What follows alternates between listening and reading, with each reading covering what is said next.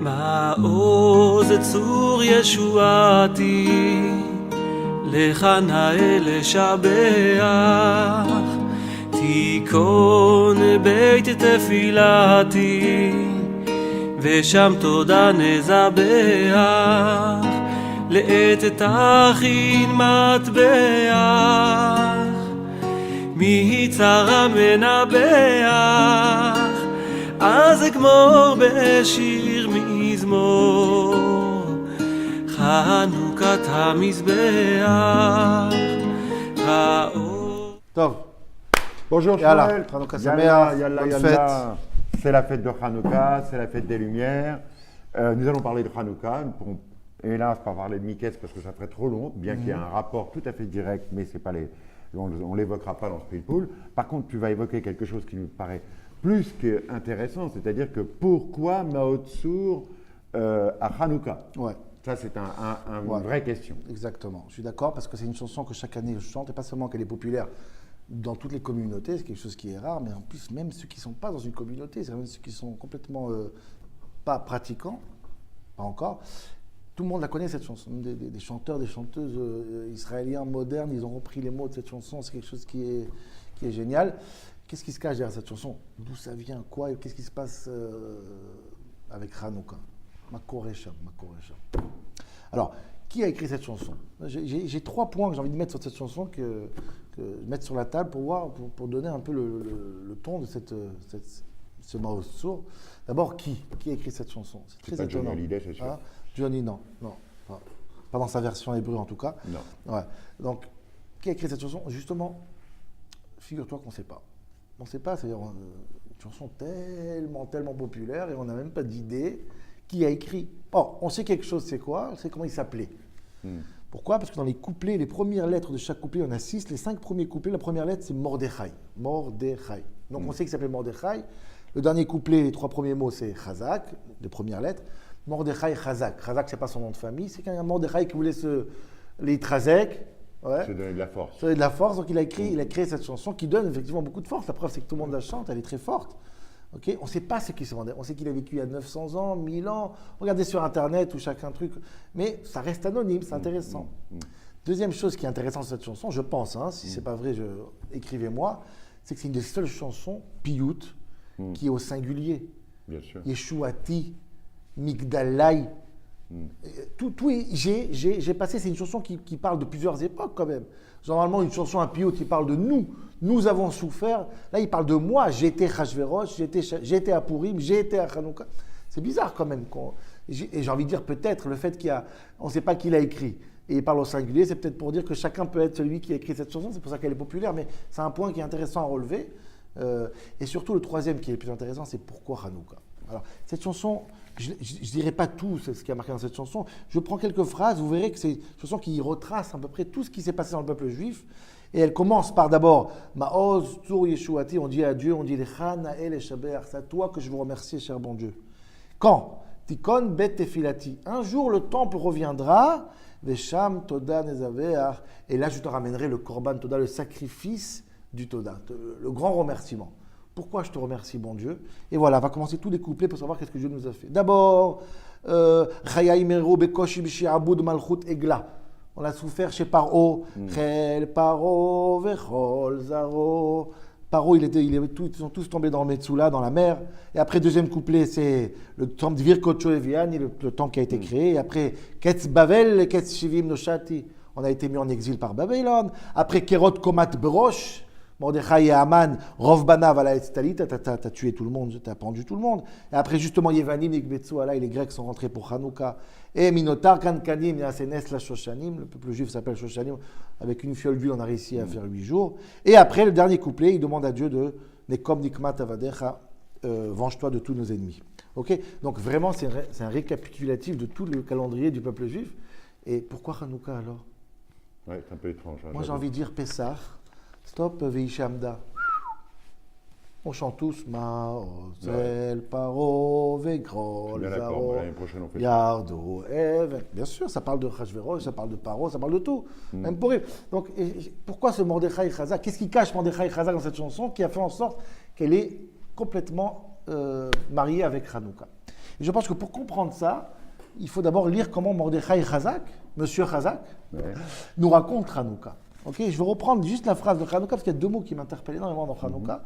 Je pense que c'est un char, c'est une porte pour comprendre comment lui nous récite cette histoire.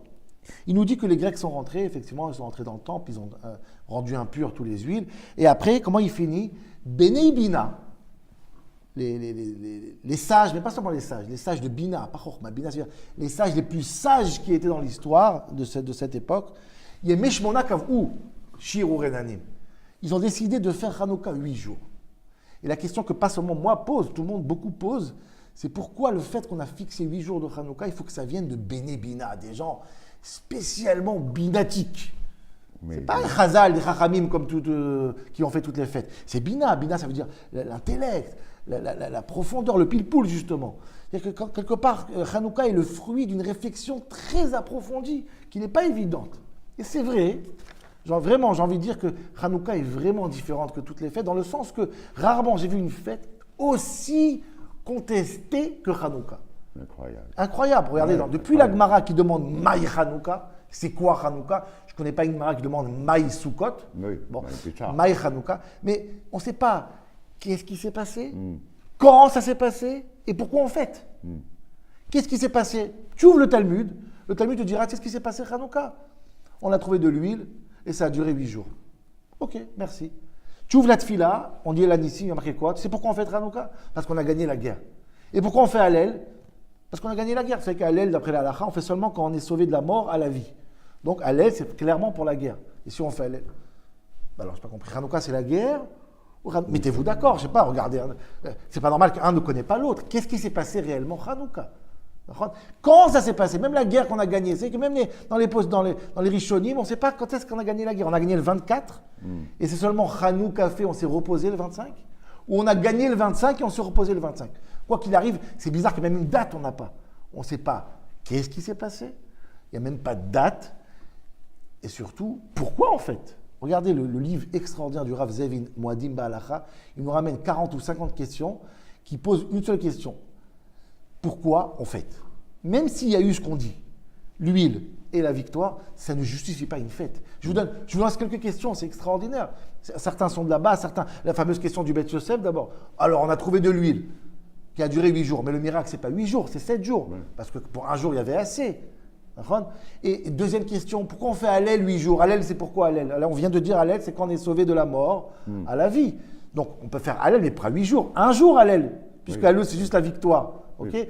Et pourquoi on fête l'huile d'olive? L'huile, elle a duré 8 jours. Waouh! La Gemara raconte sur Rabbi Hanina ben Dossa, par exemple, qui a dit qu'il y avait du vinaigre, qui devait allumer les bougies. Et il a dit, celui qui a dit à l'huile d'allumer, de faire du feu, il dira au vinaigre d'alimenter le feu. Et tout d'un coup, le vinaigre, il a réussi à alimenter du feu. Waouh! Tu connais la fête de Rabbi Hanina? On ne connaît pas, ça n'existe pas. Même les victoires, Gilbert, ouvre la Bible, il y a plein de victoires, beaucoup plus impressionnantes.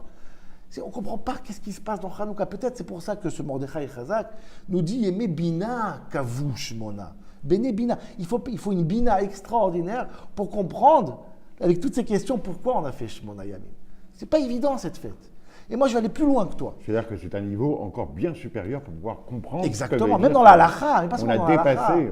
Bien sûr, même pas seulement dans la halakha. Même dans la philosophie même du mois de cette fête-là, il faut une Bina pour comprendre. Pourquoi? Parce que Hanouka a 2 symboles. C'est intéressant. Il y a 2 miracles, la bougie et la victoire.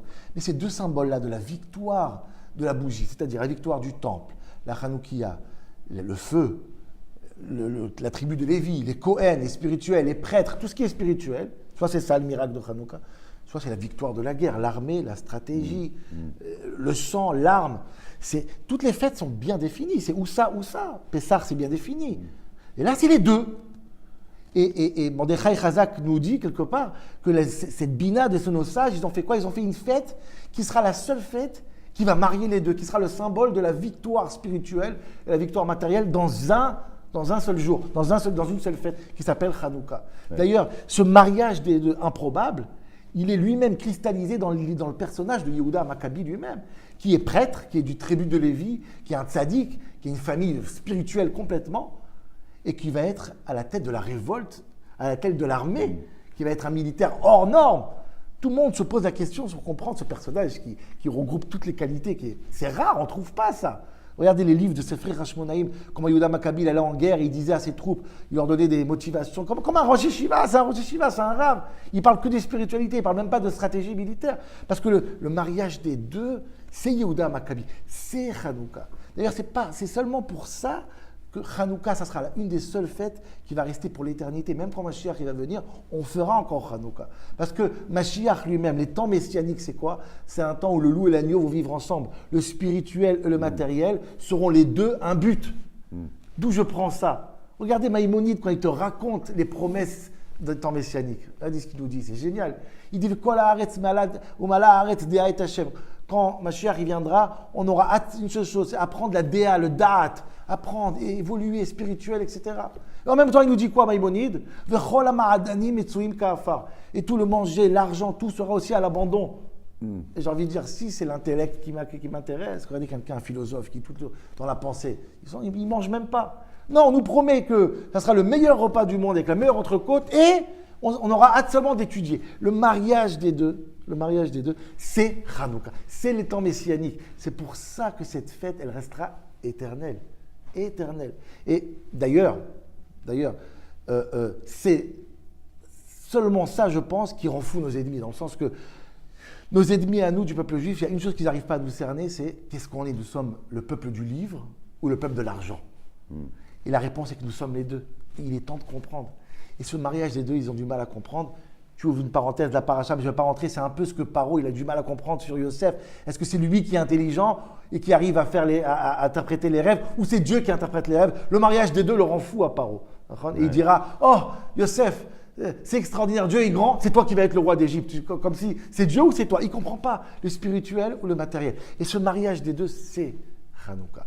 Et c'est peut-être ce qui explique, cher Gilbert, pourquoi Maoz Tzur, c'est Hanouka. D'accord. Pourquoi c'est Maoz Tzur qui a des... Pourquoi ce Mordechai Chazak qui nous donne la réponse dans les premières phrases de Maoz Tzur.